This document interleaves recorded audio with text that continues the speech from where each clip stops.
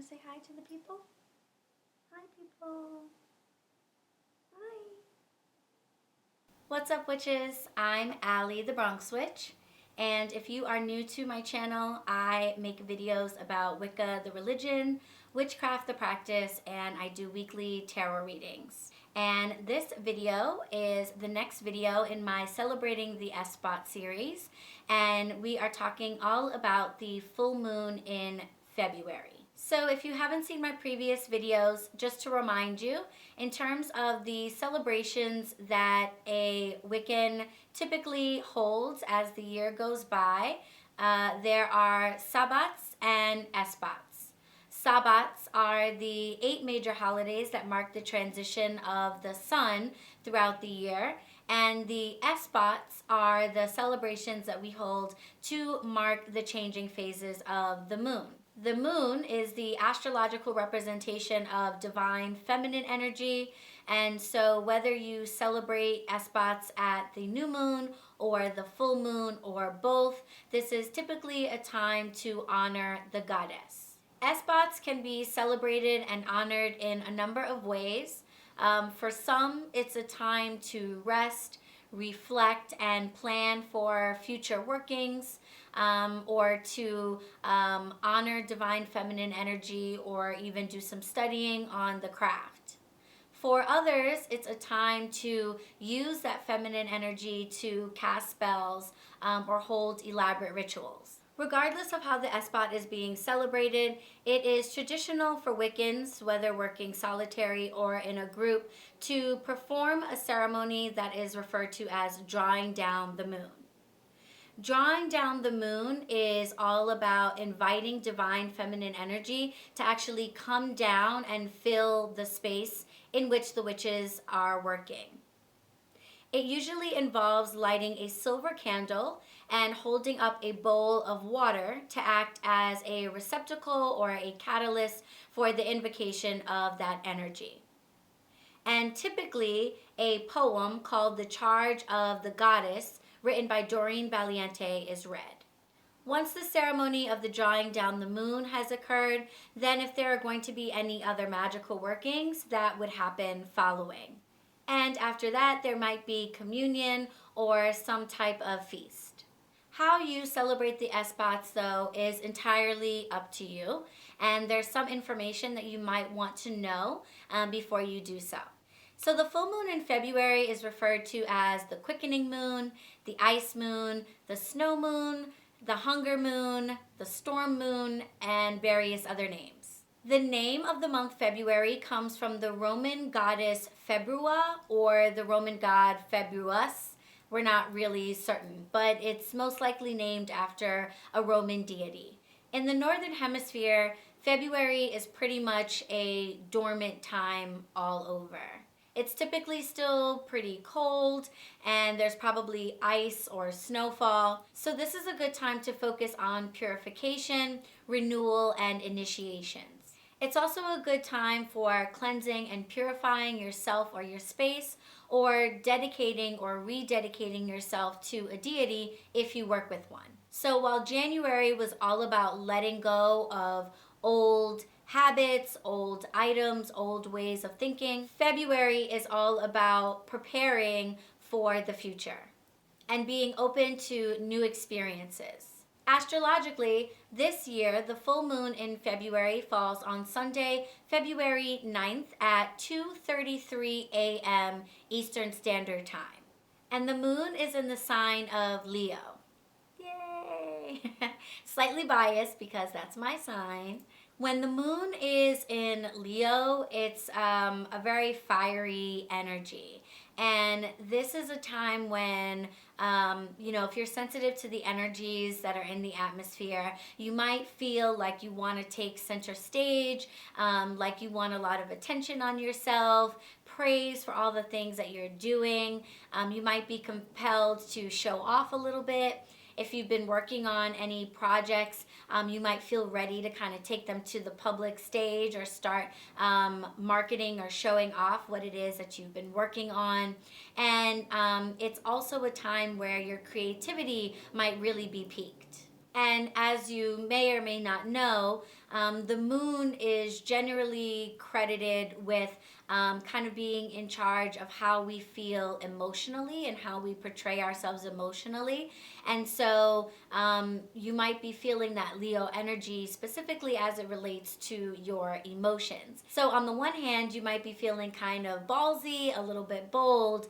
On the other hand, you might be feeling a little overly sensitive, particularly if you don't get the attention and the praise that you are looking for.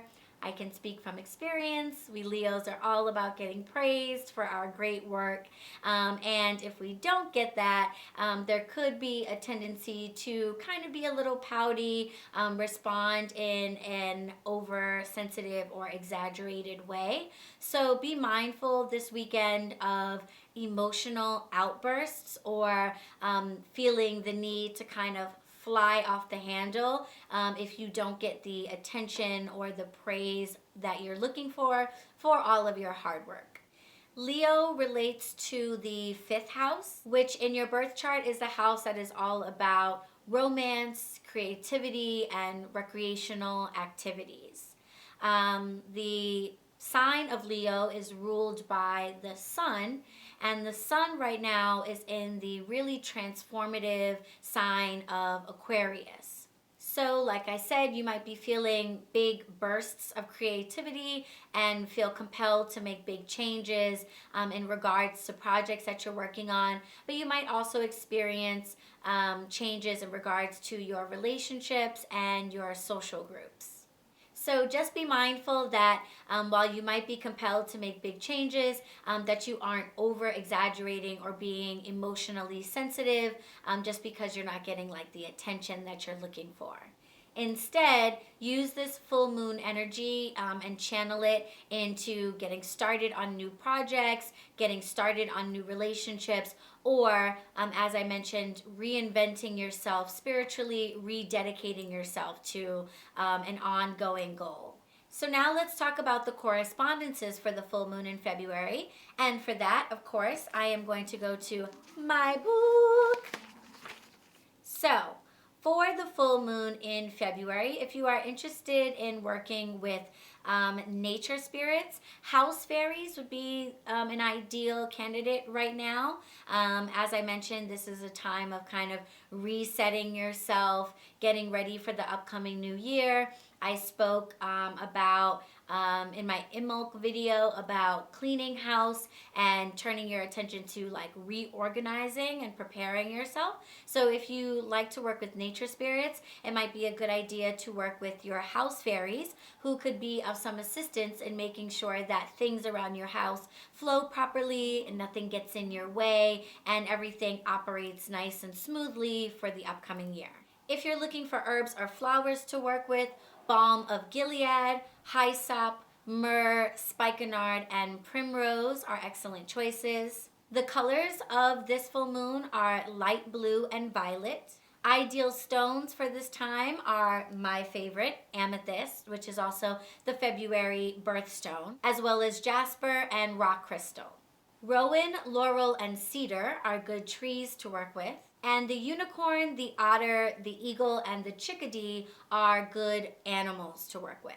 In terms of deities whose energies really lend themselves to this full moon, we have Bridget, Juno, Kuan Yin, Diana, Demeter, Persephone, and Aphrodite.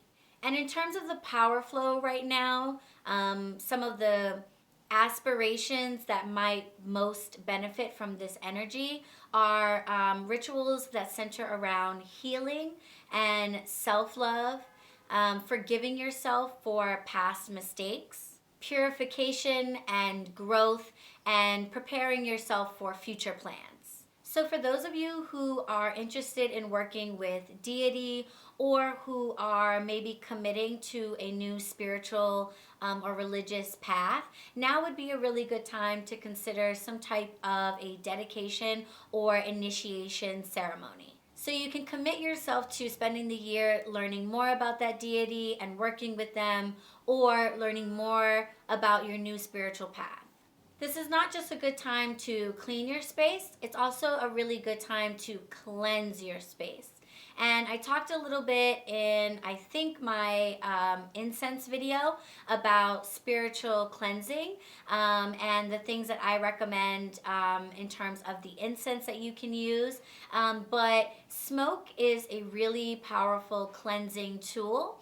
And so it would be a good idea to go around your space in all of the corners of your home and cleanse your space spiritually with a type of smoke that is appropriate to the purpose you're trying to achieve. I'm also a really big fan of floor washes and floor sweeps, which are basically just herbal blends utilizing certain herbs for purification and cleansing purposes. And they involve cleaning your home first. So you don't use them to actually clean the floor. You would want to sweep and mop your floors thoroughly first, and then go over them with an herbal blend or an herbal floor wash that you then put everywhere and then wipe back up, with the idea that sending the herbs all over your floor will absorb and clarify any lingering or unwanted energy, and then you can sweep or mop that up and dispose of the remnants. Whether you're doing a floor sweep or a floor wash, when you're done, I recommend taking your dry herbs and powder or your dirty herb water and disposing of it away from your property. So for me, as an urban witch, I would take this out to like a trash can blocks away from my home and throw it out there, or I would pour it down a sewer drain many blocks away from my home. But the idea is that this sweep or this wash has absorbed the lingering or unwanted energies in your space, and you are physically removing it from yourself where it can no longer have an impact on you.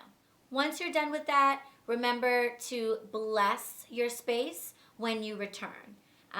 Anytime you get rid of energy, anytime you remove energy, you want to replace it with some type of a high vibrational positive energy, so that you're not just leaving it open for negative energy to accumulate again. So this would actually be a perfect time to perform the drawing down the moon ceremony that I referred to, because this would be inviting the goddess's energy to fill your space and basically replace the unwanted or negative energy that you just got rid of.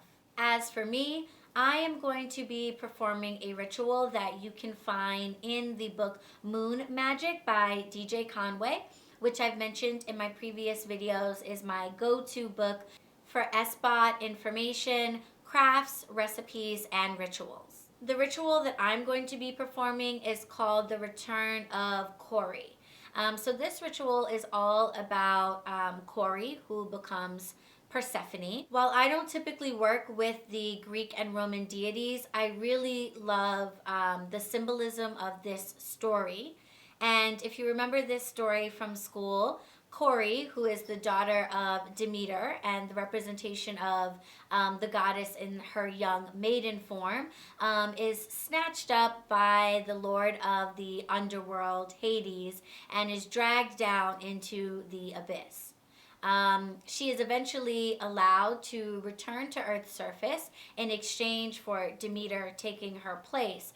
But when she comes back, she's not Kori anymore. She has undergone a dramatic change, and she's even changed her name and is now Persephone. And this transformation really symbolizes the ways in which we as humans are transformed when dark, horrible, scary, or even painful things happen to us. We all go through really dark periods in our lives, and we come out stronger and better for it on the other side. And this season, being a time of spiritual renewal and kind of stepping into the year as someone new, is a great time to really embrace that, own it, and use that to your advantage. And I love that Kori returns to the Earth's surface not weakened by the experience that she's had, but instead much stronger. So the return of Corey ritual involves taking a spiritual cleansing bath, and then going around your home with a candle and a bell, chanting, "Darkness flee this bell and light, enter balance, be gone the night."